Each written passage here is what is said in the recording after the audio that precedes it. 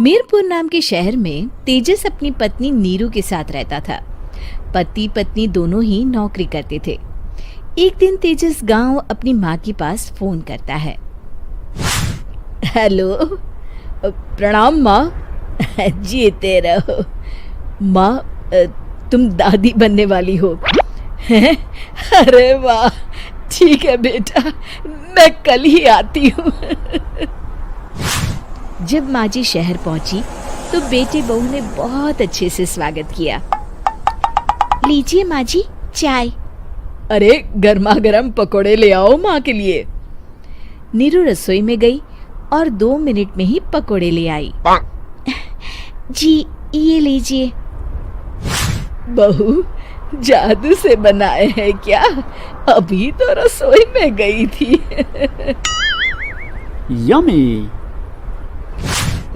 माँ जी, शीला रसोई में पकोड़े तल रही है, मैं बस लेकर आई। हे भगवान, मेरा धर्म भ्रष्ट कर दिया तूने। अब तो गंगा जल से शुद्धिकरण करना होगा। दूसरे दिन, माँ जी मैंने नाश्ता बना दिया है, ऑफिस जा रही हूँ। पर अभी तो घर का सारा काम पड़ा है। शीला आती ही होगी, झाड़ू पोछा बर्तन कपड़े वो सब कर लेगी। हमारे जमाने में घर का सारा काम हम ही करते थे। जी माँ जी, आप बहुत होशियार हैं, मैं घर ऑफिस दोनों नहीं संभाल पाती। तो जरूरत क्या है घर से बाहर जाकर चाकरी करने की? वैसे भी घर का काम खुद करने से घर में बरकत आती है, समझी? पर माँ जी। पर वर कुछ नहीं, इस महीने की पगार मिले फिर ऑफिस बंद। हाँ। रात को नीरू तेजस से कहती है, सुनिए जी, माँ जी बोल रही थी कि मैं नौकरी छोड़ दूं। वैसे ठीक ही तो है, अभी तुम्हें आराम की जरूरत है। फिर भी आराम कहाँ, शीला को छुड़ाने के लिए बोल रही थी। तो अब 24 घंटे में इतना काम तो कर ही सकती हो। पर जॉब पसंद है मुझे, घर पर मन नहीं लगेगा। अगले दिन जब दोनों ऑफिस के लिए निकल रहे थे, मेरी तो कोई कीमत ही नहीं है इस घर में।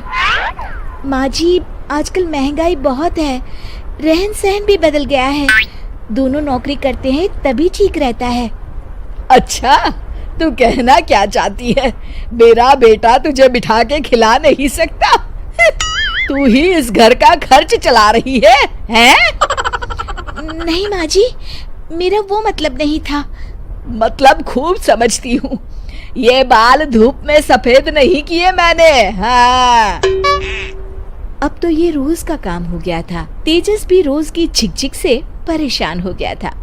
एक दिन उसने कहा, नीरू, वैसे भी तुम्हें मैटरनिटी लीव मिलने वाली है, तो अभी से ही छुट्टी ले लो। पर क्या, मेरी सैलरी अच्छी खासी है।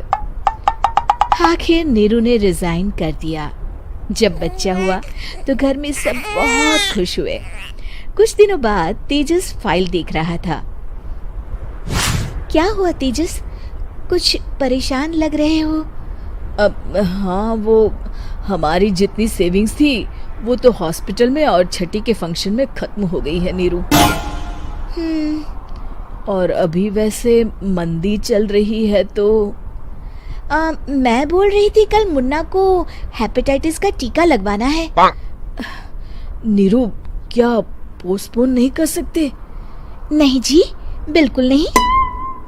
अब तेजस को समझ में आ रहा था कि उससे गलती हुई है। पैसों की कमी का असर घर के माहौल पर भी पड़ रहा था। अगले दिन, बेटा मेरा चश्मा और ये दवाइयाँ ले आना, पर्चा देते हुए माँ जी ने कहा। जी। तेजस, मुन्ना के लिए दूध का डिब्बा और डायपर भी ले आना, और ये किराने के सामान की लिस्ट है, इसे भी लाना है। तेजस गुस्से में लिस्ट मरोड़कर फेंकता है और चिल्लाता है, पैसे क्या पेड़ पर उगते हैं? ये ले आना, वो ले आना। अरे पर ये जरूरत का सामान ही है। वो गुस्से में बिना कुछ कहे ऑफिस चला गया। अरे लंच तो ले जाइए। नीरू दौड़कर डिब्बा पकड़ाती है। एक दिन खाना खाने के बाद, नीरू, अब तो मुन्ना कुछ बड़ा हो गया, तो अब तुम वापस ज्वाइन कर लो ना जॉब। पर इस रिसेशन में जॉब मिलना बहुत मुश्किल है। ट्राई तो करो। फिर मुन्ना? माँ जी है ना, और एक फुल टाइम मेड भी लगा लेंगे। पर माँ जी, उन्हें तो पसंद नहीं।